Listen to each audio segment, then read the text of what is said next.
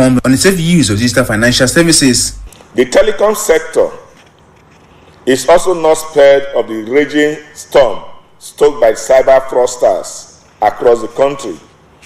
Attackers are now targeting telecom networks with intent to disrupt service delivery and infiltrate their data bank. SIM swap, unstructured supplementary service data, and e-payment fraud are currently some of the serious cyber threats in the telecom industry. Digital technologies are key enablers for financial services. So you can't do financial services, digital financial services, without digital infrastructure. According to industry analysts, by 2024, 2 years to come, digital financial consumers are expected to exceed 3.6 billion.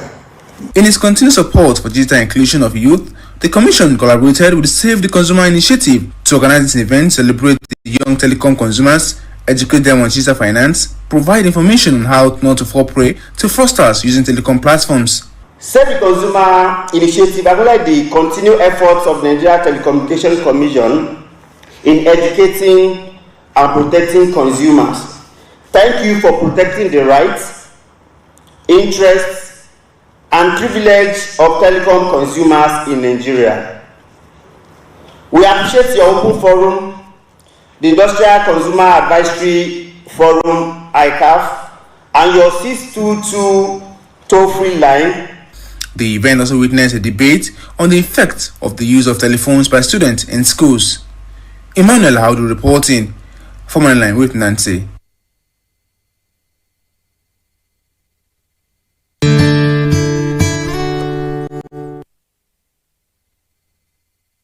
Enhanced performance and output growth can be achieved by proper planning and policy implementation. Professor Yinka Omorogbe, Senior Advocate of Nigeria and the President of National Association of Energy Economics, stated this while speaking on the current endless fuel scarcity and low electricity distribution in Nigeria. Take a listen.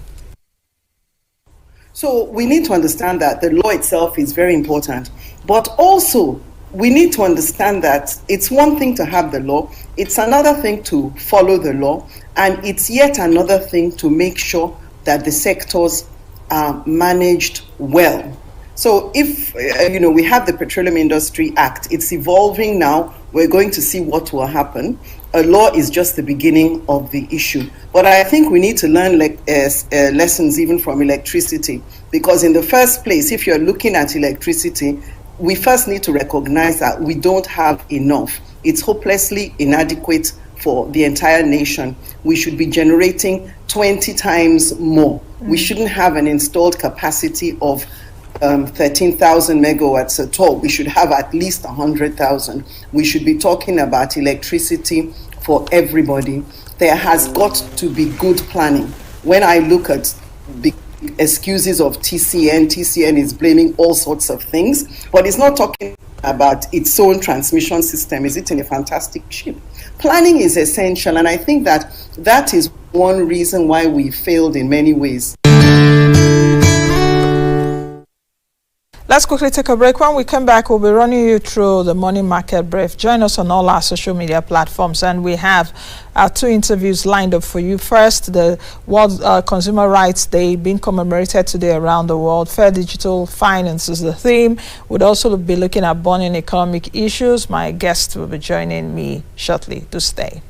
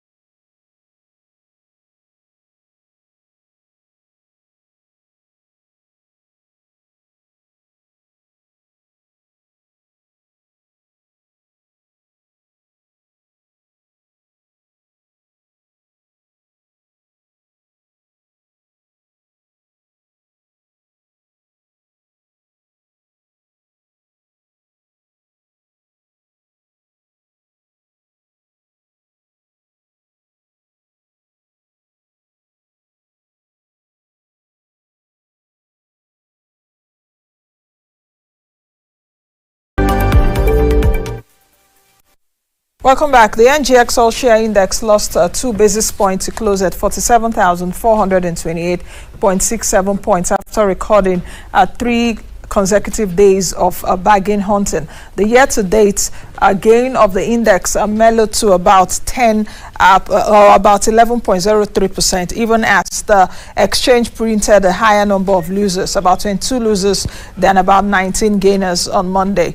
And given the renewed bearish market, most of the sub-sector indices moved southwards. In the money market, the liquidity condition remained somewhat compressed on Monday, with the system opening at about 113 billion naira versus 154 billion naira previously. We understand that the open market operation sale of 40 billion naira weighed on the system.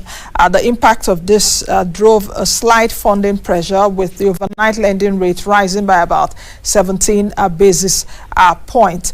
Next week, a total of 105 billion naira worth of OMO bill and 44 billion naira NTB will mature and provide support for liquidity conditions.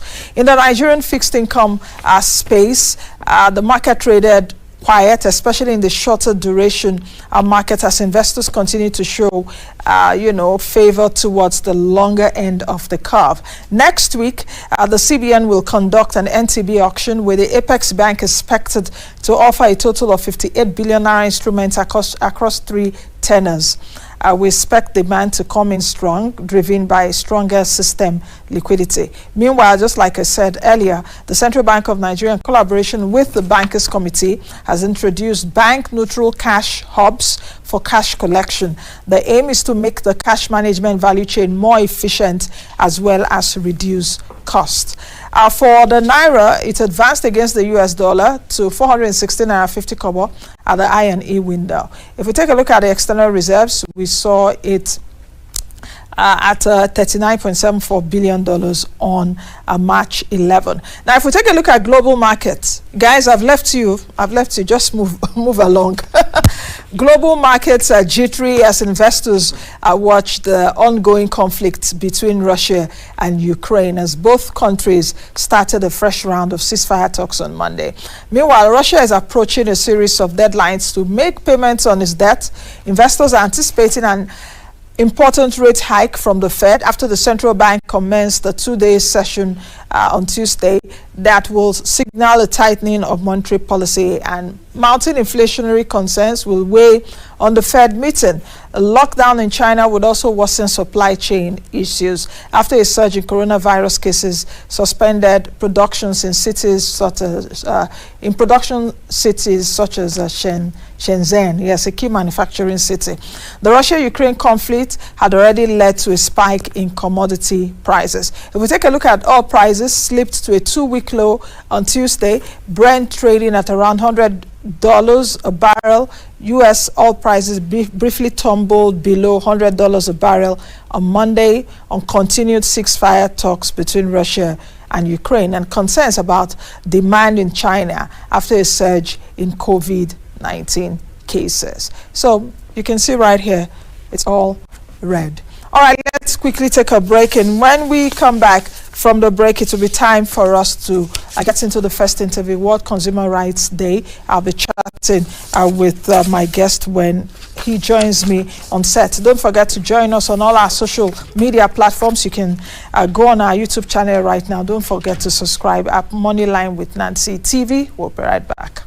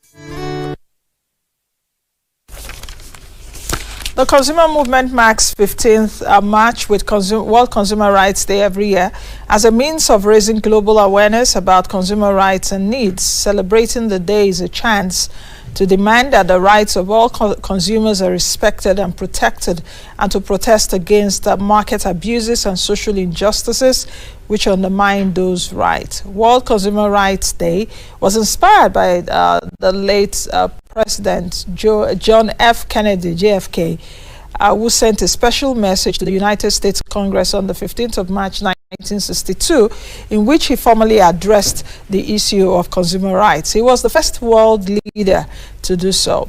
The consumer movement first marked that date in 1983 and now uses the day every year to mobilize action on important issues and campaigns.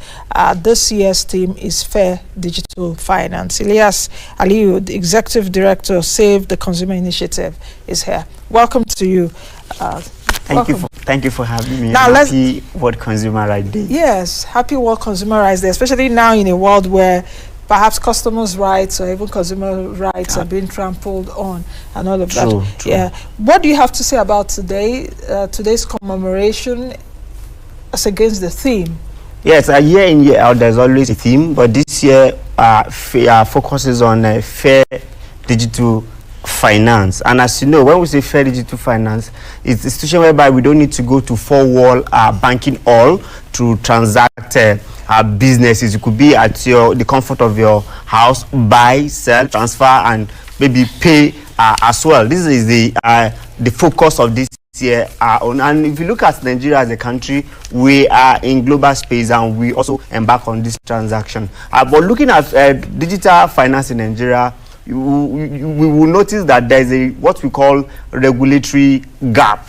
In as much as an evolving thing, we also need to look at it and make sure we tame it so as for customers and consumers not to suffer the negative part of this digital finance. How do you think that consumers in Nigeria can be treated fairly, especially when it comes to digital finance? In fact, on the World's Consumer International website, I think I saw a report there. They said by 2024, digital consumers are expected to exceed 3.6 billion. Right. And that in the developing world, access or account holders sending and receiving payments have climbed from 57% in 2014 to 70% in 2017. How do you think that Nigerians can have a fair share? That's the A part of the question. The B part of the question, you said there have been regulatory lapses. You're saying that because of this digital economy it's everywhere around the world right now. Many people will not want to go to banking halls, but on your phone or your device you can transact. And we've also seen a lot of fraud come through that. Right. So how do you think that can be addressed? Well, looking at traditional banking, they are doing well in terms of digital platform, but the challenge is the fintech part of it. And when we say fintech part of it, we have about over 200 payment platforms, and these platforms are not captured very well, even through CBN and NITDA that are supposed to capture these people. If you look, not quite long now, there's a particular thing that's happening in Nigeria. You just receive a text message that your friend, you mention the person, borrow a particular amount, kindly tell the person. Some will say the person is wanted. Some will say the person is, different names. So it simply means there is a gap, regulatory gap. And that friend may not know that somebody has given, or how did they even get your information? The fact is that once you are subscribing to those loans on the app, they ask you that they will take over your same details. Yes. So by so doing, they have access to all your contracts. They'll be sending, perhaps some of them even had paid. Maybe you want to pay through their app and you are unable to pay through the app, you go to the normal bank and do transfer. They've not acknowledged it, but they have started telling the whole world. So it's called cyberbullying, whereby someone borrowed just 10,000 naira from you, you didn't follow appropriate channel, then you started, and perhaps they are not even, most of them are not registered. They will register a particular one company name at CAC and have like 10 other loan platform. It could be it could be different name like that, and they operate like that. And that's why I said we have regulatory channel, and that's how we can tame it. If these people are duly registered, they will follow a particular channel if at all they want to ask for you to pay. So these are the challenge we are having. That is the negative part of it that we need to look into very well. More so, you know, if you look at central bank very well, their major focus is monetary policy and stability. So if they have issues with managing financial services, they could also create an agency to manage that, because fintech, it has come to stay and it is evolving. It will keep growing. So we need. Are there any positives for us? A lot of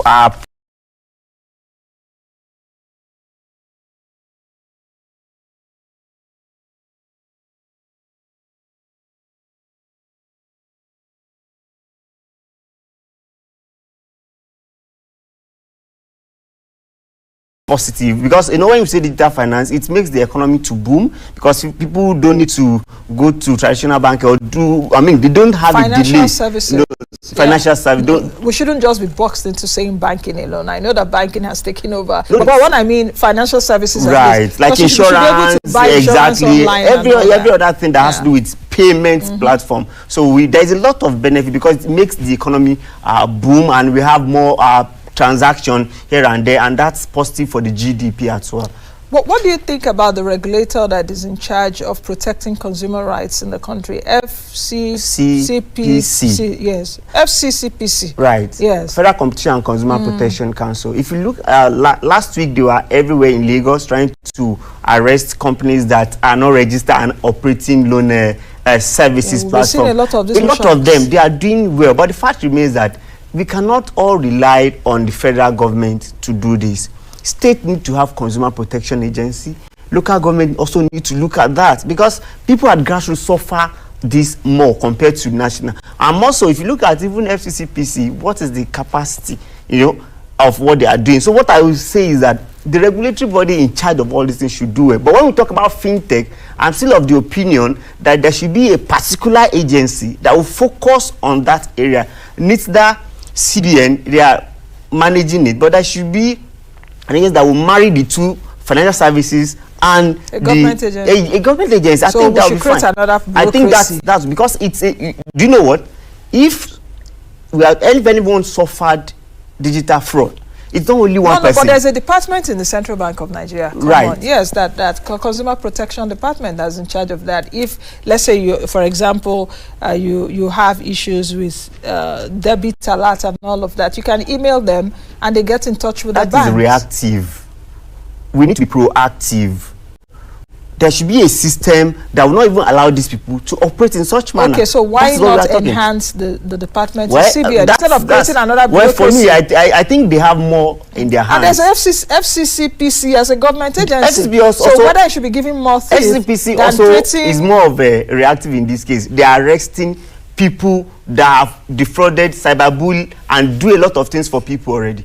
So someone should be there that you must come and register, and regulatory details will be there for you, so that you follow this thing into before you can. I also do think for Nigerians are also a bit gullible, because there was a colleague of mine that asked me a question last week. He said, "Nancy, please, I need your help on this." I said, "What is this, sir?" He said he's been getting messages that he should come and take this loan of 50,000, 100,000 with even a phone number. I told him not to answer and not to send a message, So a lot of Nigerians are gullible, and a lot of Nigerians see that. But it's also, as a matter of fact, to check your information. Just like you said earlier, it is not enough for a company to tell you that it is registered in CAC to collect your money. You have a SEC, you have a Central Bank of Nigeria that would ensure that company or so is licensed to take your money, or is even registered on SEC, and you've got to find these things out. Any country that poverty is abound, people will definitely want to get money. Please take note. Most people go as low as borrowing 3,000, 5,000, 10,000 on this platform. And the funny thing is that it could be 5% interest on it, and it's grow day by day. So in the long run, if you default because of the 5,000 that you borrow, the whole world will be receiving your text. ABC is owing us, and please, in fact, they use different. And another thing that we need to also look at, they share your privacy with third party. This third party will start calling you and calling others and telling you that you are wanted. That's the language they use now. You are wanted, is a common criminal, you must get it. So somebody must regulate the process of you even getting your loan, the loan you give out back. Federal government at the higher level has AMCON, you know, that will do this. So there should be a little one that will manage such thing, not that you'll be bullying everybody all around. Okay, I think we'll look at this on another edition in terms of the, you know, the surge. Right. In this, around what we've just discussed. Yes, around what we've just discussed. But thank you very much for coming. Thank you for having today's me. edition of the program. We've been looking at World Consumer Rights Day. Fair digital finance is the theme for today. As a customer, shine your eye. As a consumer, shine your eye. It's not everywhere. They also say, come take money. There you go and take money before you get hooked and send me an email. Someone even sent an email, I think two days ago. Or was it yesterday? I saw the email. All right, let's quickly take a break. And when we come back, Tokpe Fasho will be joining us. We'll be looking at burning economic issues. So many things to talk about. Which way, Nigeria? We will be right back. Hello, and welcome to the program. This is Moneyline with me, Nancy. So we really have to keep thinking out of the box about how to get money to the least accessible in our society. Everything has to be re-examined in our economy, in our health system. We are also ensuring that government does not continue to manage this refinery, because government is not really equipped to manage refinery. We need to come forward and do something different, so that we move from the situation of looking at things from purely a consumptive approach to a productive environment. The government and the people need to really agree on the need for a departure from business as usual. We are now on a process of recovery. It is what I call a bumpy journey to an uncertain destination. This is Moneyline with me, Nancy Naji. It's so nice to know that you're joining us again today.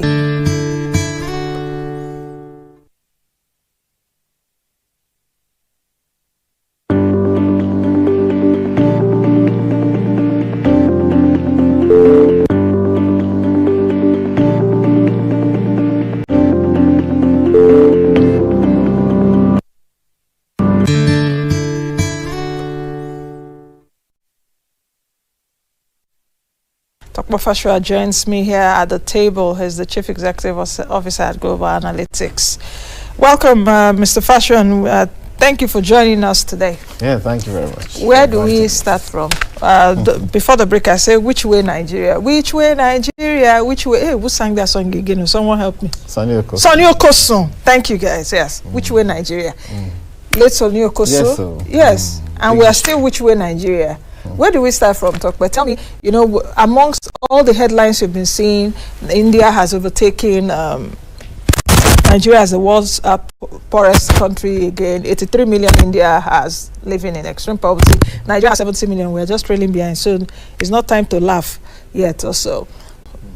And a lot of things even messing up my mental state. Some of the things socially you see, people that are very close to me know. You can't send me all those WhatsApp stuff that you see people ritual. It's really crazy. So which in fact, I think the one that bugs my mind the most now is the fact that even at 101 Brent crude or 139 Brent crude, we are told that we'll have to suffer more. So we were thinking that, you know, okay, maybe this is a lucky break for Nigeria, you know, unfortunately for Ukrainians. We don't want the war to last for long, but the distortions to the system will certainly last for long. And so we're hoping that, okay, Nigeria should make better margins. But we're being told that Nigerians will have to suffer more. And the Minister for State for Petroleum said that Nigeria should prepare, in his word, for serious economic crisis. I'm like, what's going on? But indeed, I think the man is right. Further analysis and studies on the sector shows that we're we've hit rock bottom in Nigeria. I'm afraid if, contrary to what happened in 1973 under Gowon, we made a windfall in the what they call the Yom Kippur War between Israel and Egypt. You know, oil prices skyrocketed, well, basically then from $4 to $50 a barrel.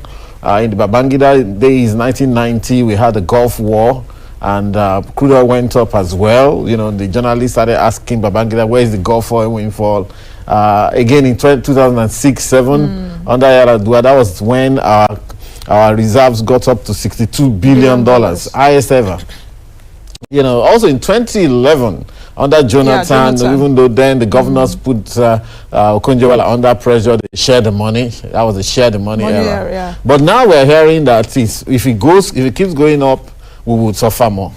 Perhaps because of subsidy, but the subsidy does not entirely explain the situation. Okay, other things that may come in is the fact that our cost of production of crude per barrel is perhaps one of the highest in the world, if not the highest in the world.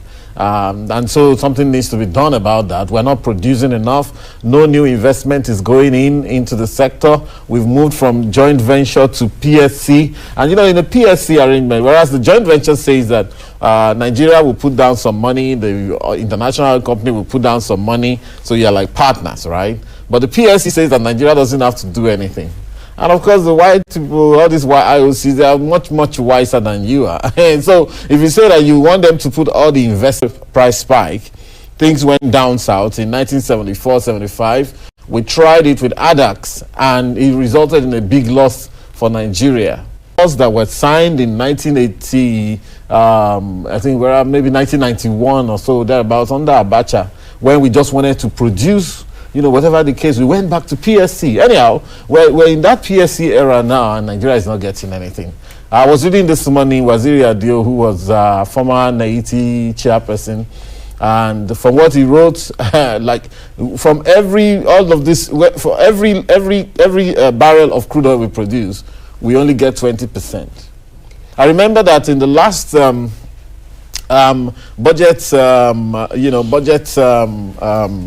reading by the Minister of Finance. I think I was there live in Ministry of Finance. And of course, when they start with the assumptions, you see that, we want to produce 1.5 million barrels a day, and we want to expect a $62. I did point out to them that they need to do something about that budget. That's how I've always seen it from time memorial. This 1.5 million barrels they're saying is not yours. Okay? It used to be as much as 35% that will come to Nigeria before. I'm reading today in an article written by Waziri, I think yesterday or so, that it's only 20% that we're getting. So by the time I did the maths, I was sitting down with a friend of mine who's with NNPC. The time I did the math, I said, wow, we are going to continue to run a huge loss in that sector. And then what do we have again apart from crude oil in this country? We're talking about oil and non-oil sector. We're still on the other side. We're basically a primary product producer, perhaps if you call it that. You know, it's about sesame seeds and yam and cassava and hibiscus and soya bean and so on in raw form. And so, but our tastes are very, very sophisticated. You know, very sophisticated in and out of government. And so, there's a mismatch. I'm thinking, my God, the way this is looking is as if the economy is collapsing. Is it that taste is sophisticated for...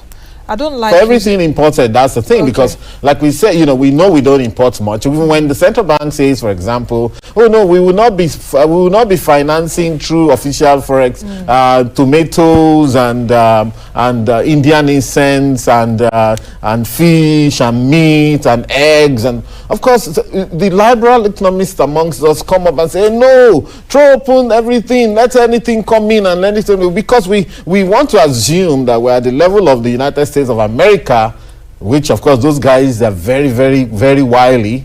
They can tell you, look, everybody open up, but they're not opening up everything in their economy. Try and take 1 grain of beans into the US in your bag. They are very much vehemently against anything that can even grow in their country. They are very suspicious of everything you're taking in. They are scrutinizing everything. But look at us today. Where do we start? Of course, people like us, we've warned, we've begged over time, but it seems like until things get to a level of disaster, our governments don't listen. So we're in a point now where the crude oil is not saving us anymore. Like you said, other things are jumping on it. I was looking at it this morning, writing an article about the failure of economies. Okay, when you say an economy has collapsed, what does it mean?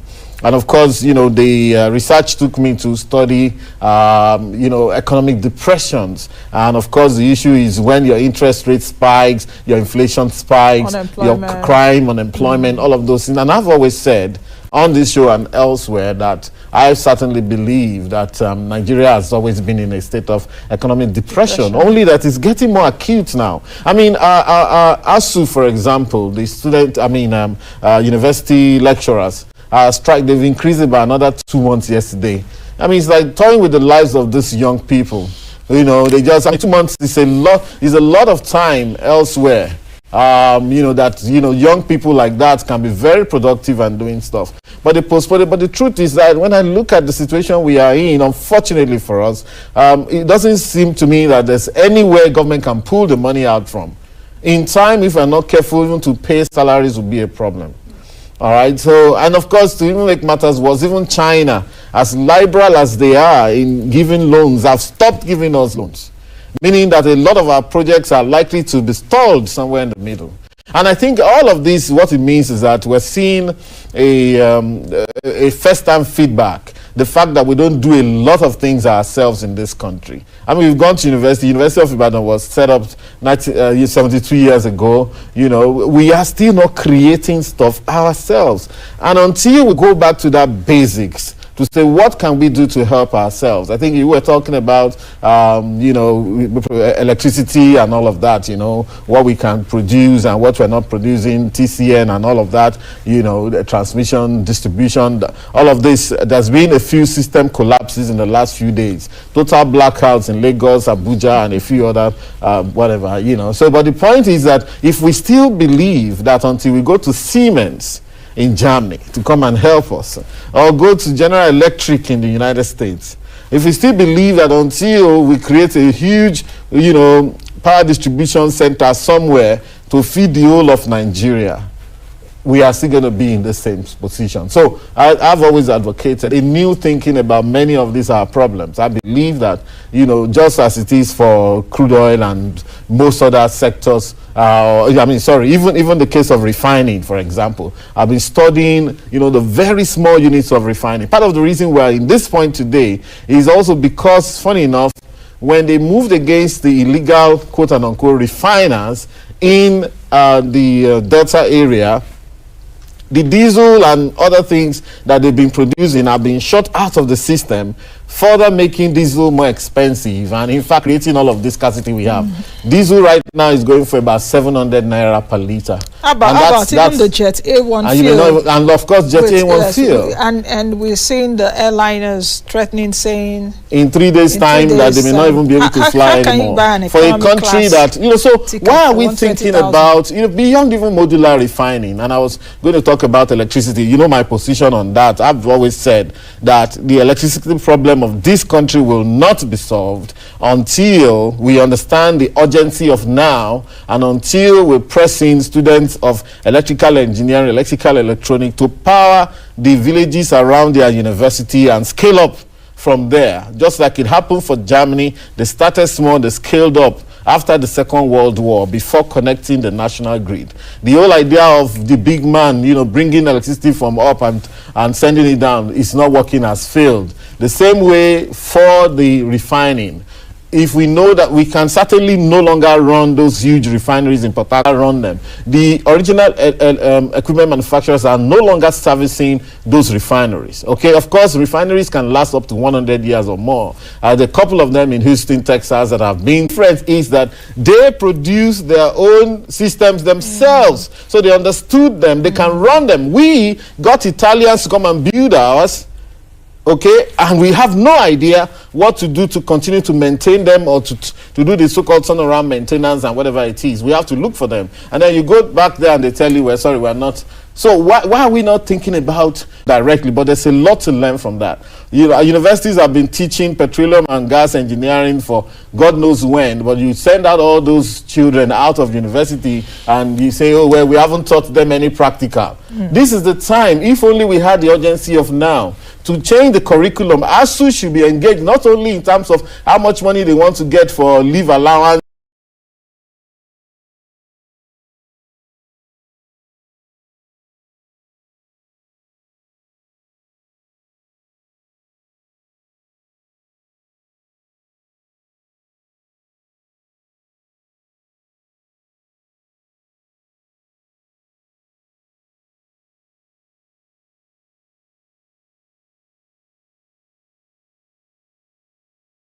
and all of the things they're asking for. The change of curriculum for a country that knows that, that it is in trouble.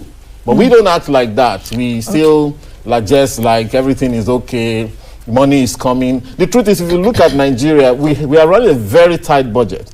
Okay, I won't call Nigeria a poor country per se, because so long as we have human beings, we are not poor. Okay, a couple of companies like Apple, like Microsoft, their total worth is bigger than the GDP of Nigeria times 3, times 4. Okay, times 3, 4. 5 times. So we have about Apple 10 companies like that. So what it means is that we so long as we have the human capital, we can challenge our people. But are we encouraging them? But all these young people, beyond finance, beyond technology, okay, they can do technology to do a lot of things. But in terms of increasing general productivity, let people understand that they're actually creating something to add value to this economy. Okay, so quick 4 things or 5 things that you comment on as we approach 12.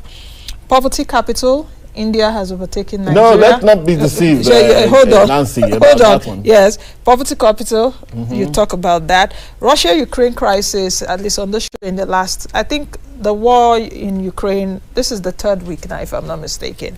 I've done shows on it, the impact, global economy and Nigeria. I would like to get your views on that, especially as it concerns the food crisis that has been said that we would likely go into. That's second. Then, you've talked about power and gas and all that. Then leadership. Yes. This is a pre-election year. I want you to talk as an economist, really, yes, and take off. I'm not saying take off the politician guy. Yes. Okay, fair enough. Take off that politician cap and take a look at it economically, because even from where I sit, I was talking with a friend, was it yesterday or on Sunday, and I was like, when we were talking, and I said, I pity the next leader of this country. It's not going to be beans, man, leading. And Nigerians should also be ready if we have a leader with a vision and where that person wants to take us to be able also to tighten our belts. That it's not going to be easy to walk. Yes. Who that leader will be in 2023, because the challenges are more than 2015 and 2019. It's not a matter of gloom. But so what are So the first one is what? Poverty. I looked at the worldpoverty.io, index, and